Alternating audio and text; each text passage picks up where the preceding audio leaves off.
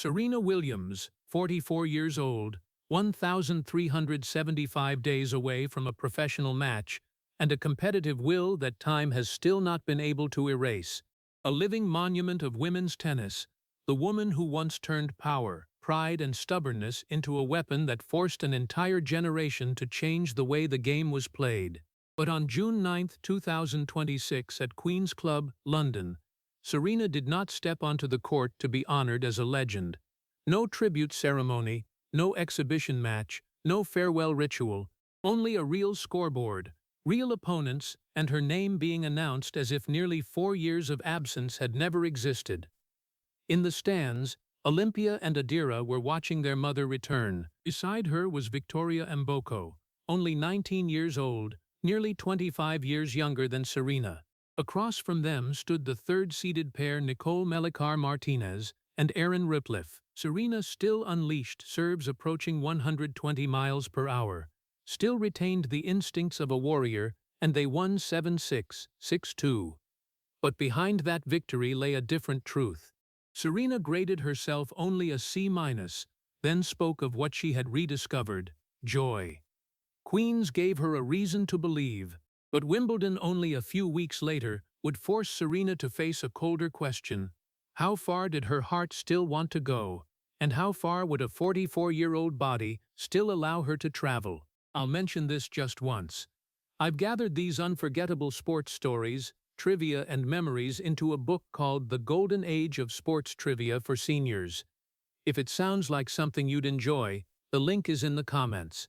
And what made that moment even more haunting was that only a few months earlier, Serena Williams herself had made the entire world believe that door had already closed. At the end of 2025, her name suddenly reappeared in the International Registered Testing Pool of the ITA, the testing system for players with the potential to return to professional competition.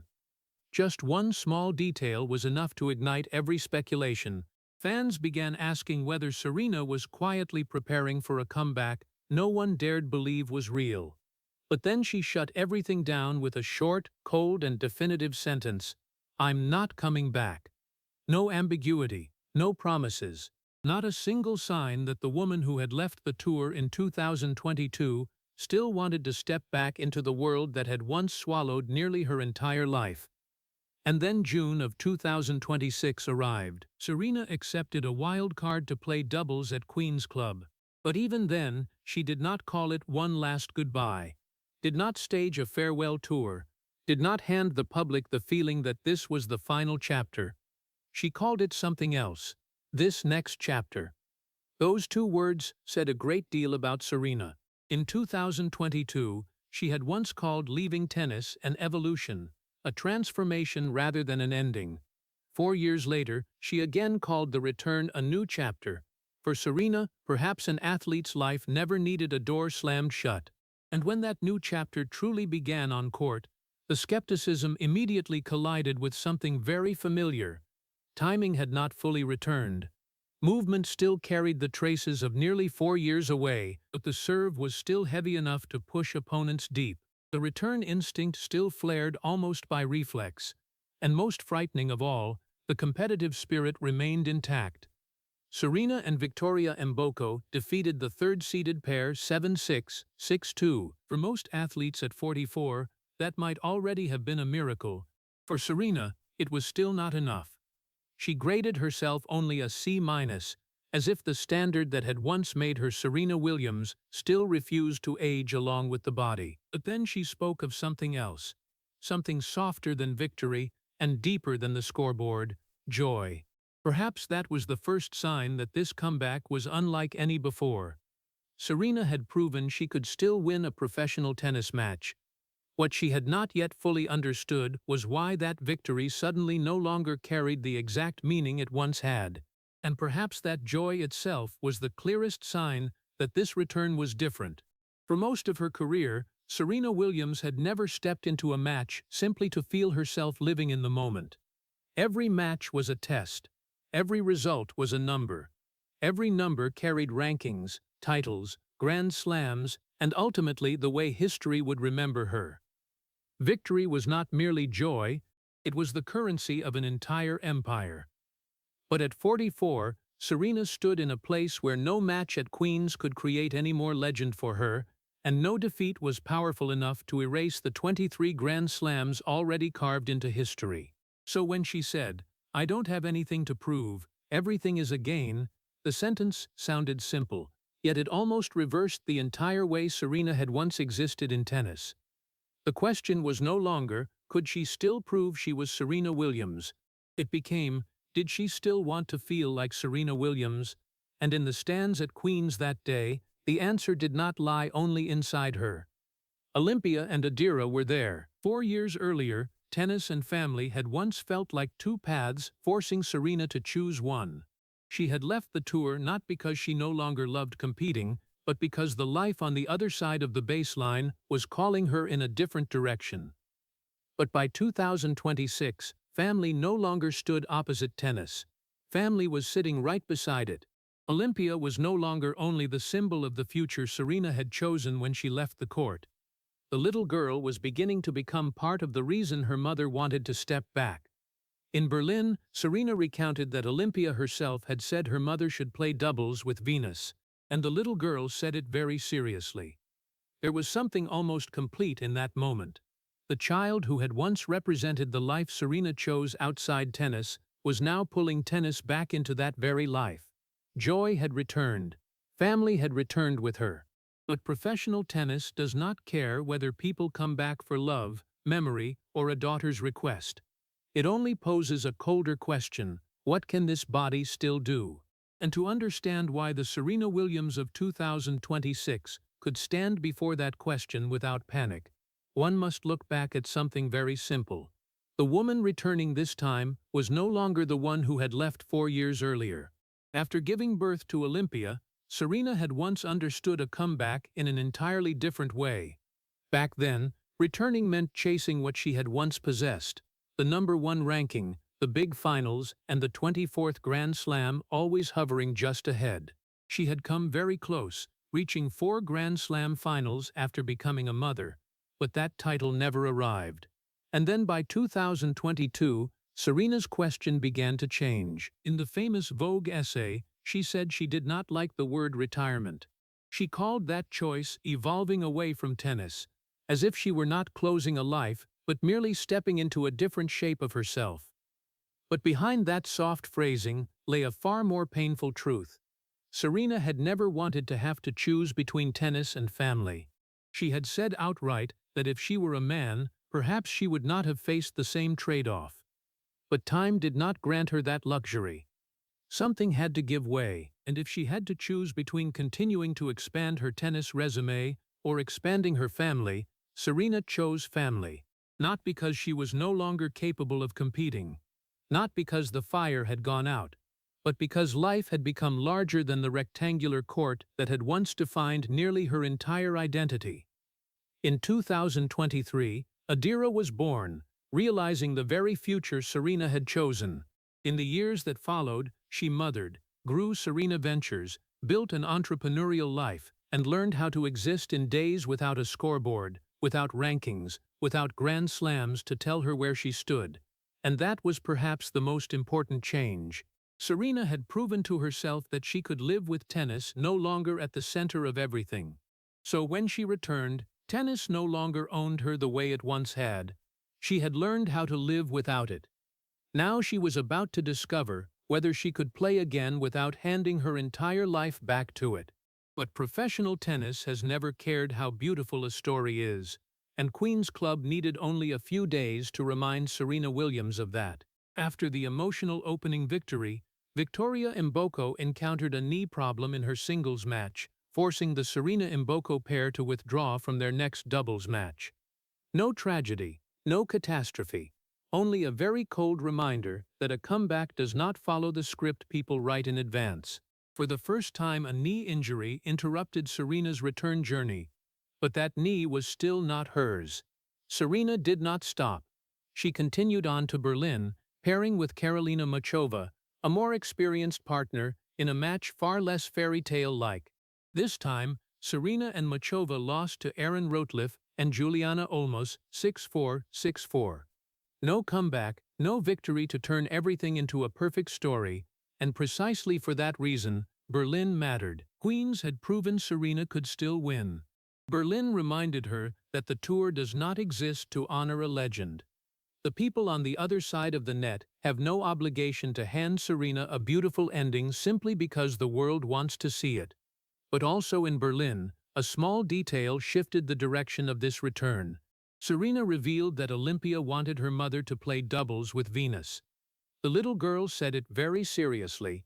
Not long after, Serena and Venus accepted a wild card into the doubles draw at Wimbledon. In a single moment, the comeback was no longer Serena standing beside a young partner to test whether she still felt the competitive spark. It became the image of the two Williams sisters standing once more on the same side of the court at the place that had once watched them build an entire dynasty. But Wimbledon did not stop there. Serena was also granted a singles wildcard, and that was when everything became entirely different. In doubles, the court is shared. There is another person covering the gaps, shortening the distance that must be run, splitting the physical pressure. In singles, there is nowhere to hide movement, no one to compensate for a slower step, no one to rescue Serena from the rallies that force her to change direction again and again.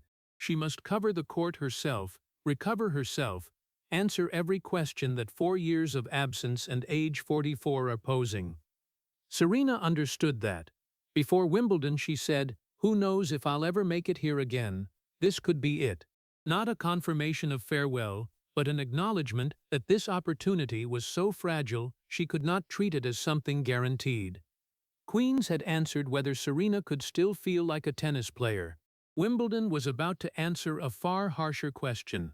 How much of the demands of being a tennis player could she still endure?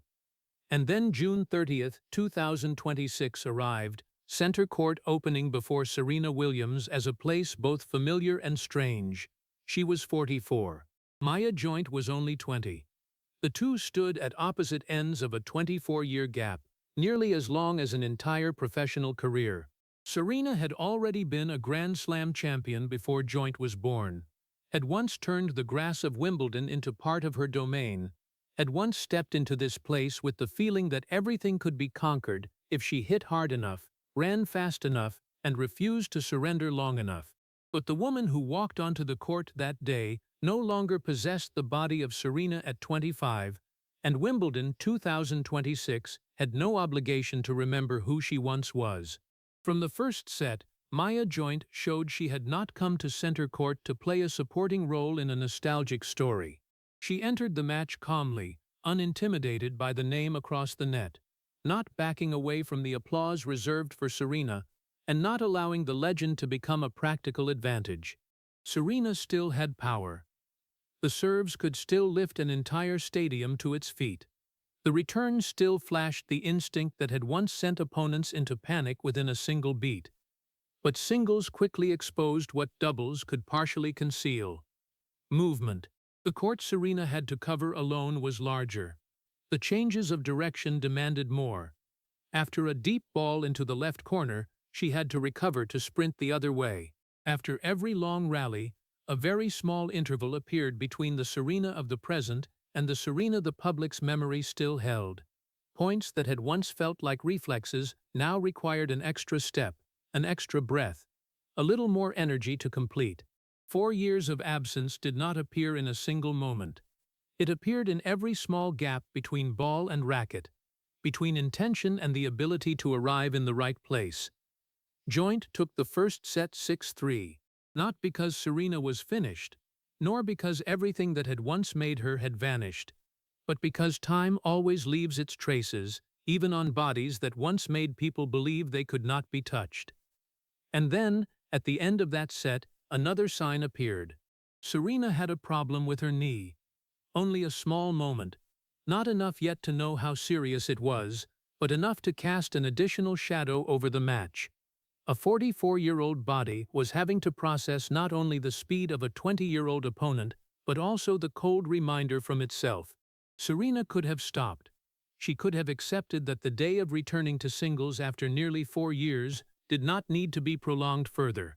But that was when a very old part of Serena appeared.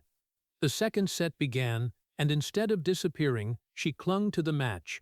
The scoreboard grew tighter. The serves began finding accuracy. The forehands grew heavier.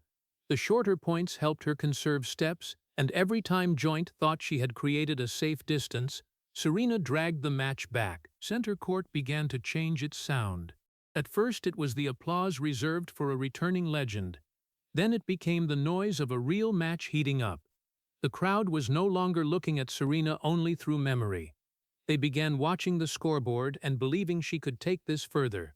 A very familiar feeling gradually returned, the feeling that had once haunted so many of Serena's opponents throughout her career. The sense that she was nearly out of road, yet she refused to let the match end the easy way. The knee was still there. Age was still there. 4 years away from singles was still there. But the competitive spirit seemed not to have received the notice that time had passed. The second set stretched to a tie-break. This was where everything became special. Maya Joint had the chance to close the match, to close Serena's singles return right there on center court. But Serena fought back. 1 point, then another. Every time the scoreboard edged toward the end, she pulled it back. Not the Serena of 2012 reborn. No miracle erased the 24-year age difference between them. Only the deepest part of a champion's identity remained intact. The refusal. The refusal to disappear quietly. Serena won the tiebreak 8-6. The second set belonged to her.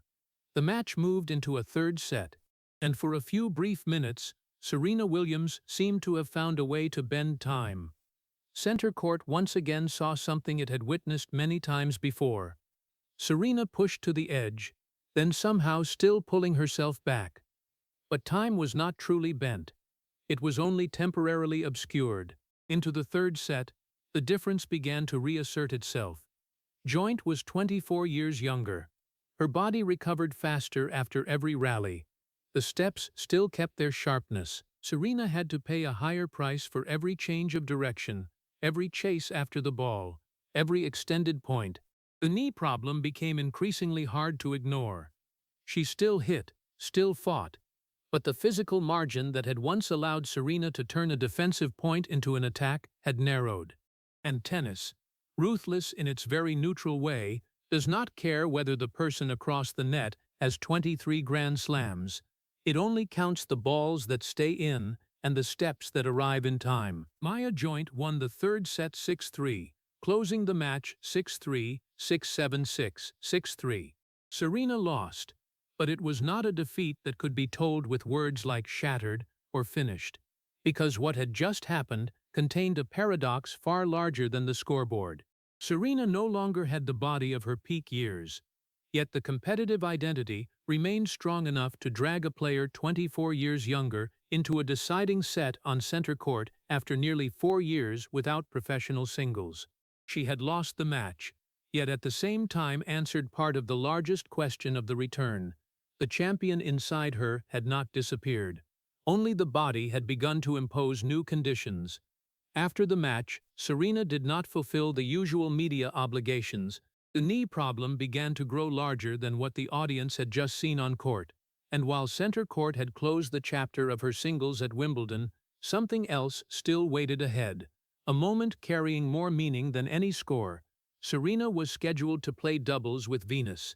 But this time, the question was no longer whether Serena wanted to step onto the court. The question was whether her body would still allow that to happen. And then Serena Williams's body delivered the answer her will could not negotiate. After the singles match against Maya Joint, ahead still lay a moment Serena truly wanted to keep, playing doubles with Venus at Wimbledon. This was not simply another doubles match. Olympia had been the one who pushed the idea.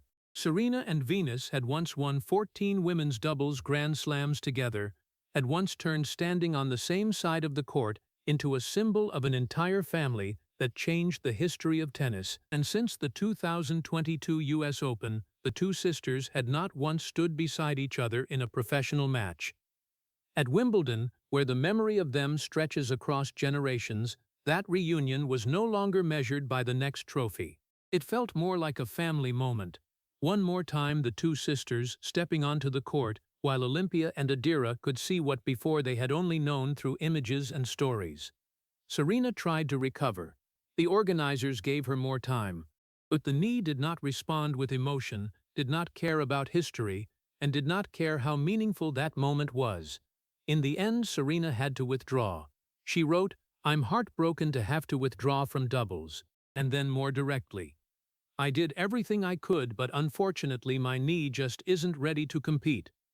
Not long afterward, she shared an image of 4 syringes containing the fluid that had been drained from her knee. No dramatic description needed to be added. The image itself said enough. Queens had once answered that the joy was still there. The second set on center court answered that the champion was still there. But the knee delivered a different answer. Desire was no longer the only power that decided whether Serena could keep going. For most of her career, Serena had built her reputation by pushing past limits. Pain was something to be endured. Fatigue was something to be left behind. When a match stretched long, she often treated her body like an ally that had to keep fighting until the will achieved what it wanted. But at 44, that equation had changed. Continuing was no longer only a question of whether she still had enough stubbornness, it was also about health, the ability to recover, the family waiting outside the court, and a life Serena had spent years building beyond tennis.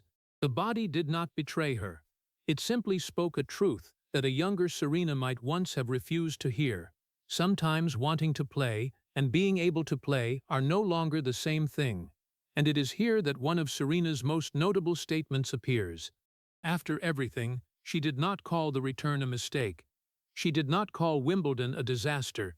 She did not treat the injury as proof that she should never have come back. She said that simply being able to return had been a gift. That sentence changed the meaning of the entire journey. Because Serena Williams had once lived in a world where the value of tennis was measured by results, by titles, by being the last one standing when everyone else had failed. But now, even after losing a singles match, suffering a knee injury, and losing the chance to stand beside Venus, she could still look back and call the very opportunity to step onto the court a gift. And that sentence revealed something larger than the injury itself. Serena no longer judged tennis by the rules that had once governed nearly her entire life. And that is exactly what had truly changed.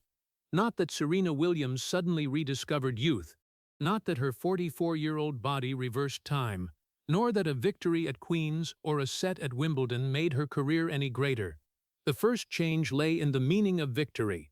For most of her competitive life, every win was proof that Serena was stronger than her opponent, that she still stood above the rest of the tour, that her place in history was not under threat. Winning was a result. The result led to ranking. Ranking led to Grand Slams, and Grand Slams became the measure of legacy.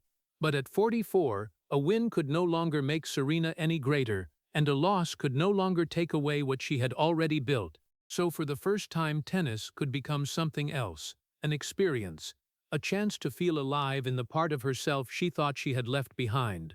The second change was that tennis no longer owned Serena's entire life. There was a time when everything was organized around tournaments, the Grand Slam season, training, recovery, ranking, and the next match. After 2022, she built a life in which tennis no longer had the right to decide every day. When she returned, she did not hand that power back entirely. She only invited tennis back as a part of life, not the whole of life. And then there was family, the most beautiful reversal in this story. In 2022, Serena said she had never wanted to have to choose between tennis and family, but in the end time forced her to do exactly that. By 2026, Olympia and Adira no longer stood on the other side of the choice. They were sitting in the stands. Olympia was even the one who pushed her mother to play with Venus. Family no longer pulled Serena away from tennis. Family had stepped into the tennis story itself. Then Wimbledon brought Serena to the fourth change, age. Center court did not allow her to pretend she was still the Serena of 25. Movement was different. Recovery was different. The knee answered in a way that could not be argued. But that was no longer a moral failure or a collapse. Serena did not return in order to defeat age. She returned when she already understood that she no longer needed to do that. and therefore failure also changed its meaning. Losing to Maya Joint was not a verdict. The knee injury was not a verdict. Losing the chance to play doubles with Venus was not a verdict either, because this comeback had never required the condition. Only if Serena wins does it have value. What Serena truly wanted to know was what still remained inside her. The answer appeared very clearly. The joy was still there. The competitive instinct was still there. The hunger had not disappeared, but the limits were real too. And finally, the largest change was control over the ending.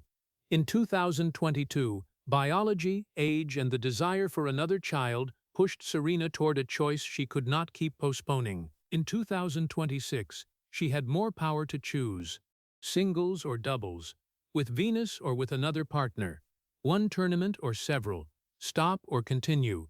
No need for the tour to decide. No need for history to decide. No need for the audience to decide. What changed everything was not that Serena discovered she could still play tennis. It was that she discovered tennis could still belong to her without owning her. And perhaps that is what Serena Williams truly reclaimed in this return. Not the #1 ranking, not another Grand Slam, but the right to decide for herself what the final chapter of an athlete's life would look like.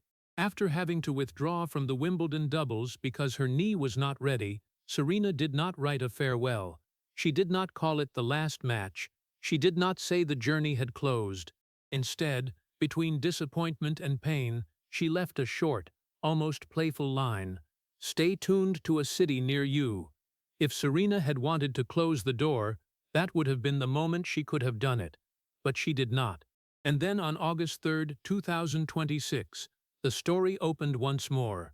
Serena and Venus were granted a wild card to play doubles in Cincinnati.